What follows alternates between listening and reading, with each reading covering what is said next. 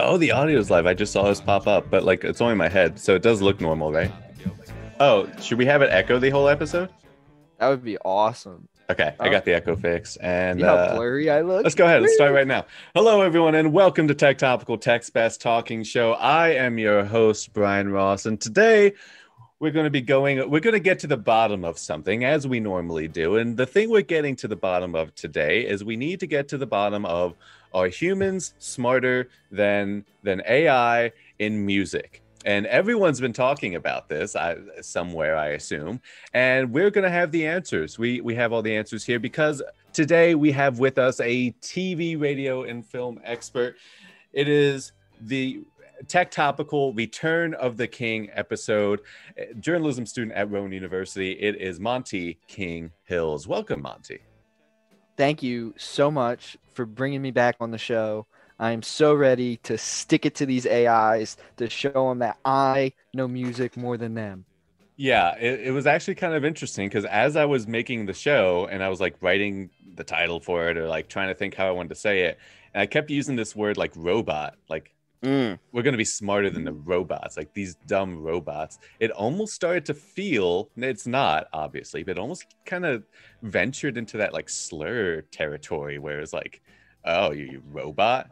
Like A cyborg. yeah, like in 100 years, people are going to be like, whoa, buddy, we using robot for. What do you mean by that? But thankfully, I don't think we have that problem just quite yet. That'll be a problem for future Brian to worry about. But before we, so here's what's going to happen, right? Here's the whole outline for the show. First things first, I need to see the love in the Twitch chat. We have the Twitch chat pulled up here, right? Yes, we do. Yes, we do. And not only that, but I see we have a Facebook and we have, let's see here, GOAT was the most voted option of the poll. Nice. And Robits from Make School on YouTube, Cyborgs from Make School on Facebook. Okay, so we're getting all the chat. So I'm seeing that. I'm loving it. And we have, let's see here, word. All right. So what we're going to be doing is we're going to be taking a music IQ quiz. And let's see here. AI is not Pog. No, neither are robots. So we're going to be taking a music IQ quiz. But before we do, I want to make a point about artificial intelligence. And that is this. When we look at any sort of AI learning model, of course, one of the things that we have to do when we're training a machine learning model is that we have to give it some data.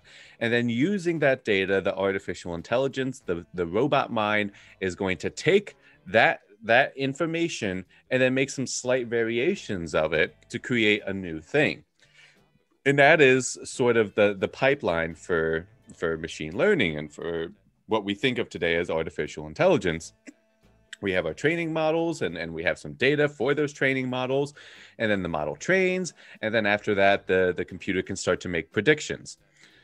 And my contention is this, and I've never heard anyone else make this point, but my contention is this, and that is, I've heard very smart people say that one day the robots will be making music that is so good that is actually better than what humans can create because it will be able to engineer different sounds to release endorphins in our mind, because that's kind of what we're looking for, that sort of rush, that endorphin rush, and for something that's pleasurable. And that the robots, through A/B testing and through engineering, will be able to eventually figure out how to make songs better than humans. But I do not agree completely. I do agree that robots will be able to make songs that are probably better than songs a human makes.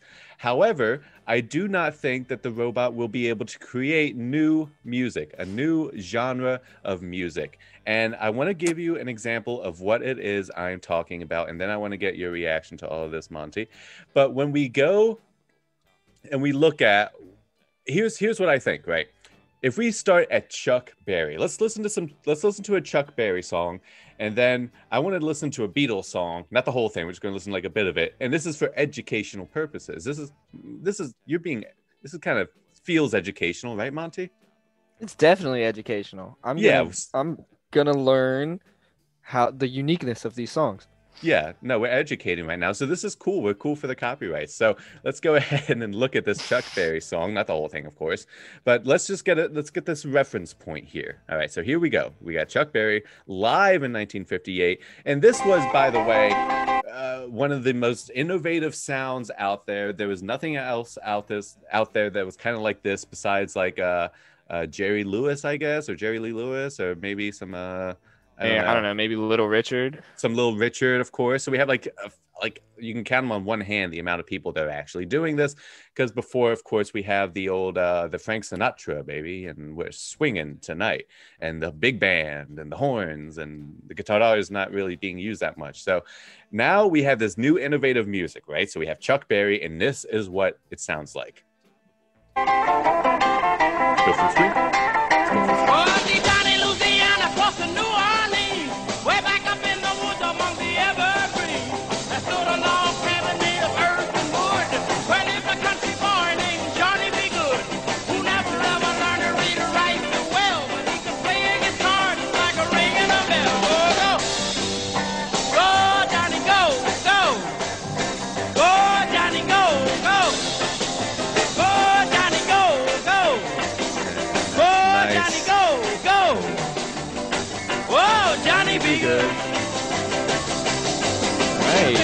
So, of course, we all know Johnny B. Good, and everyone loves that song. They all say that. They say that they love this song, and you can see why, because it's a great song, and Chuck Berry's a cool dude. Look at that frame picture right there. It's a cool picture.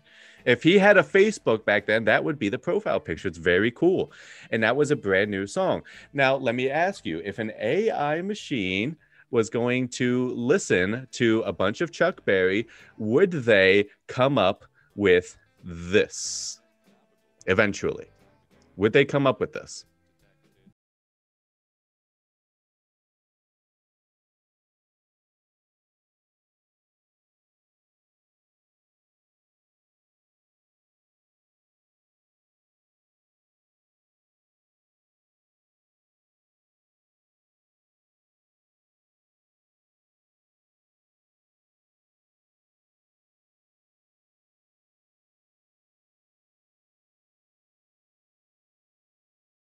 Of course, we all know the Beatles, Hello, Goodbye, and we can see some of the similar themes in both of these songs. For instance, in the beginning, that guitar slide, the da-na, and then with the Chuck Berry song, with the da-na-na-na-na-na-na-da, this jarring guitar sound. These two things are kind of similar, but a human is able to hear Chuck Berry, because this is the reason why I picked the Beatles, is because the Beatles listened to a lot of Chuck Berry. That's kind of what they pulled a lot of their songs from, a lot of their sound from, a lot of their inspiration from. But then over the years, they ended up creating something that sounds absolutely nothing like Chuck Berry, but it kind of has a similar kind of feel to it. And if you have an AI that is only being trained on data that is songs which currently exist, it's not being trained on songs that don't exist yet, because they don't exist yet. Is an AI going to be able to replicate this sort of innovation that humans are able to do? And Monty, I want to ask you now, I want to bring you into the conversation. What do you think we're ever going to be at a time where we're not going to have humans making music anymore? That's just going to be computers making music? No, definitely not, because the simple matter of the fact is not everybody's going to accept it. They're going to want the human connection part of it. You know, people at the McDonald's where they have the screens that you can order, people still go up to the cashier and order. So to say that an AI could make this music eventually, I think it's possible. I don't think it's possible in our lifetime. Probably in the future if the world doesn't collapse. But could always happen. It could always happen. Yeah, it could be tomorrow. But you know that we don't. I think you're absolutely right there. I think it is possible that a computer could make this, because here's my big thinking. All right, so can we get this sort of innovation? And then if we look at a song like this, if we heard only 80s music, for example, and then we heard a new artist, someone who's actually doing something brand new, and I'm going to go to 55 seconds here. Yeah, like 54. And tell me, like, I just can't see, if you only inputted 80s sort of music data, you only gave it that decade, right? Would you come up with something that sounds like this? And would it be able to create these visuals? Is another thing. Listen to how different this is once it gets done. It's got some milk there. Oh, Topical.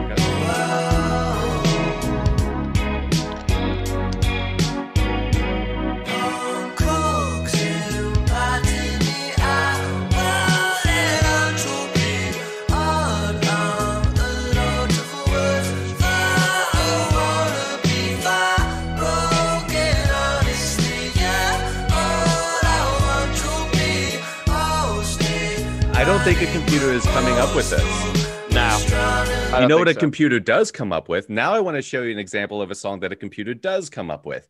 And a computer comes up with a song that sounds a little bit like this. And this is the training data that was given for this one was all of the songs from Eurovision. Do you know about Eurovision? The Eurovision contest? Oh, no. Yeah, you do. Yeah, you do. I'll show you. This is very... I think I do, but I don't want to say that I do and then be wrong, you know? This is like a really famous, I don't know, I guess. Oh, this was on Eurovision? Yeah, this is a Eurovision. This is a Eurovision guy. Epic Sax guy. I know Epic Sax guy. Yeah, from Moldova, these people. You know, Epic Sax guy was my Minecraft skin. Really? Yeah. Because I used to play the saxophone. So. And this is what the songs kind of sound like at Eurovision. Very European.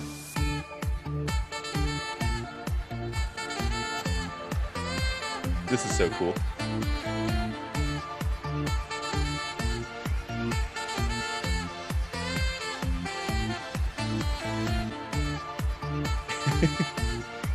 How is that so cool?